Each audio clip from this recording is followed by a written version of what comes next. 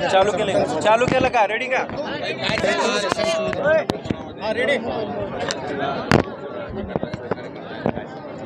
मी संभाजीराव निलंगेकरांचं मनापासून अभिनंदन करते की जनतेमध्ये निवडून आलेले आहेत, सरकार आहे, तरी जनतेमध्ये जाण्याचा एक चांगला संकल्प त्यांनी करत आहेत आणि ही जनसंवाद यात्रा आहे आणि त्या जनसंवाद यात्रेमध्ये लोकांचा प्रतिसाद हे प्रचंड आहे. असा लोकप्रतिनिधींनी प्रयोग करणं हे उचित आहे आणि मी त्यांना त्याच्याबद्दल शुभेच्छा देते.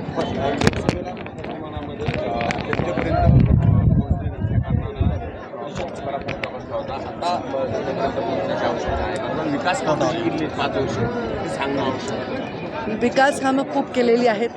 मी आता या रस्त्याने अनेक वर्ष वावरलेली आहे. आता जे काही निधी आलेला आहे, रस्ते झालेले आहेत, विविध वास्तू झालेल्या आहेत, कोर्टापासून ते रुग्णालयापर्यंत सगळा विकास झालेला आहे. आता एका फेक नरेटिव्हमुळे एका निवडणुकीमध्ये आम्हाला एक फार वाईट परिणाम नक्कीच बघायला मिळाले. तर तो विषय मागे टाकून आम्ही आता विधानसभेच्या विजयाच्या दृष्टीने प्लॅनिंग करत आहोत आणि अशाच संभाजीरावांसारखे एक एक नेता हे असं एक एक गड सांभाळायला आणि अजून आपल्याही बाहेर जाऊन गडाच्या बाहेर जाऊनही काम केलं तर खूप छान आम्हाला रिझल्ट मिळेल. काही राज्यामध्ये महिलांवरील अत्याचार थांबताना दिसत नाहीत. आज पुण्यामध्ये पुन्हा एकदा तरुणीच्या हत्याकडे तिची पाय कापून दिला फेकण्यात आला. आता मला ना या सगळ्या घटना, आता तुम्ही मला हे विचारलं तर त्या सगळ्या घटनांसाठी मी सांगते, या घटनांकडे मला बघायला कसं बघता असं विचारतो पत्रकार, तेव्हा मला प्रश्न पडतो कसं बघायचं. ह्या घटनाकडे कसं बघतं? वेदनादायी घटना आहेत ह्या.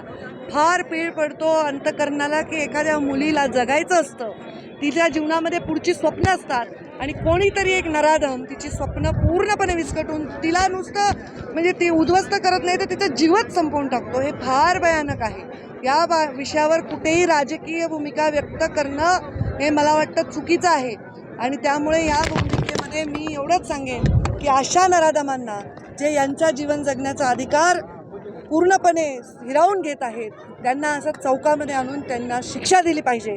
आणि या बिचाऱ्या चिमुकल्या लहान मुली, त्यांना अजून माहितीही नाही की त्या मुली आहेत, स्त्रिया आहेत, अशा मुलींवर अत्याचार होत आहेत, त्यांना शिक्षा मिळाली पाहिजे असं मला वाटतं. आणि मला वाटतं की आता फास्ट ट्रॅक कोर्टामध्ये बरेचसे विषय हाताळून त्या लोकांवर कारवाई होईल असा विश्वास आहे.